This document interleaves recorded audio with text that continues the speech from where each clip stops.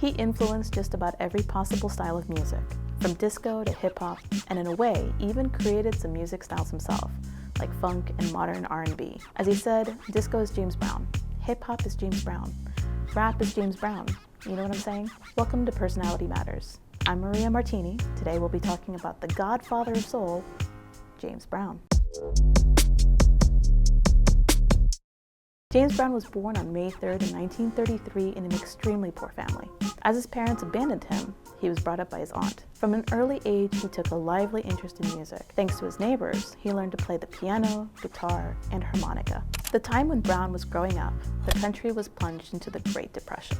Life was very hard, so little James had to start working since he was a child. And he agreed to do any job he could find, picking cotton, washing cars, and shining shoes. For all his labor, he earned just a few pennies. The reality of being a poor child in rural southern regions was very tough, so Brown took refuge in music and religion. He would sing in the church choir, where he crafted his vocal talent. James Brown did not have a chance to finish school. In fact, he was expelled from school at the age of 12 for insufficient clothing. That was the experience that deeply impacted him and was perhaps the reason why he liked to be dressed in expensive clothes when he became famous. A hard childhood formed the character of a person who learned to be independent and rely only on himself. As he said once, "I want to say to you, help yourself so you can help someone else." At the age of 16, he was arrested for stealing a car and sent to prison for 3 years. While he was there, he created a prison gospel choir and kept honing his voice. In prison, Brown made friends with R&B singer Bobby Byrd, who a couple of years after prison invited Brown to join his band, the Gospel Starlighters. Byrd and Brown created a thriving partnership that lasted for many years. So never underestimate the role of networking, even if you happen to be in prison. James Brown emerged a dominant figure in the band thanks to his flamboyant talent as a showman. He had so much influence that he actually decided to rename the band. So the name was changed to the Famous Flames. Very soon the band released a song, Please, Please, Please, and signed a record deal with King Records. In the beginning, the Flames played opening for such performers as Ray Charles and B.B. King. But for almost 2 years, the band could not produce a hit that measured up to the success of Please, Please, Please. The band was facing a real risk of losing their record contract. To avoid that, James Brown moved to New York, where in collaboration with various musicians, he created the song Try Me. It was highly rated on 100 singles and allowed Brown to reboot his career. In the following years, he released some other singles that became very popular and reinforced his position at the top of the music industry. James Brown worked incredibly hard. He recorded new music and toured throughout the USA, giving 5 to 6 performances a week. That was a crazy schedule, but allowed him to become a top singer of the time. But in addition to his fantastic and unique vocal abilities, Brown was a good dancer. He spared no effort to learn all the dancing styles that caught on with people: the camel walk, the mashed potato, or the popcorn.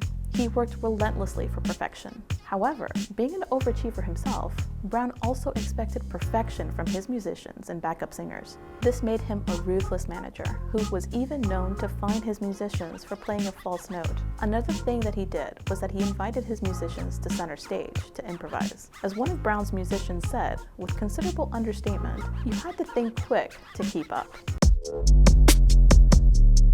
The 1960s was the height of Brown's fame and success. During that time, he recorded the majority of his most popular singles, like I Feel Good, Papa's Got a Brand New Bag, and It's a Man's World. Apart from his music career, James Brown became increasingly involved in social causes. He stood up for the Black community and created a famous anthem, Say It Loud, I'm Black and I'm Proud, that encouraged and consolidated whole generations of people. So James Brown was a real social activist, and he demonstrated that again right after the assassination of Reverend Martin Luther King in 1968. He gave a televised live concert in Boston to try to calm tensions and prevent young people from taking to the streets to start a protest, and it actually worked. By the late 1970s, due to the rise of other music styles, his career started declining, even though he kept performing and recording new songs at the same pace as before. However, later Brown managed to make a short comeback with the hit Living in America. In 1986, he was inducted into the Rock and Roll Hall of Fame. But in general, in the 1980s, he was more consumed with personal problems like drug addiction and depression, which affected his emotional and mental well-being and led him to some run-ins with the law.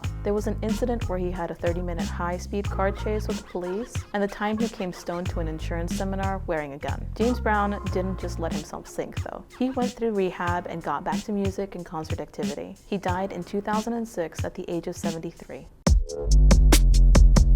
James Brown made a huge contribution to music. He inspired lots of musicians like David Bowie, Michael Jackson, and Prince. Besides, he influenced just about every possible style of music, from disco to hip-hop, and in a way, even created some music styles himself, like funk and modern R&B. As he said, disco is James Brown, hip-hop is James Brown, rap is James Brown.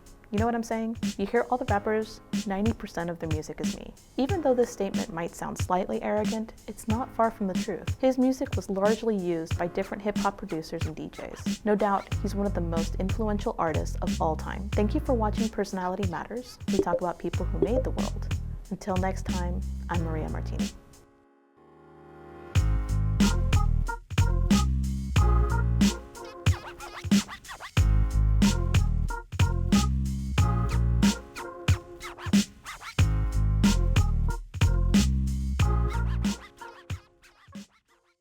I feel good.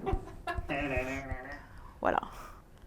So I heard that all those times where he was performing and he would point to people, it was because you just made a mistake. And I know you just made a mistake.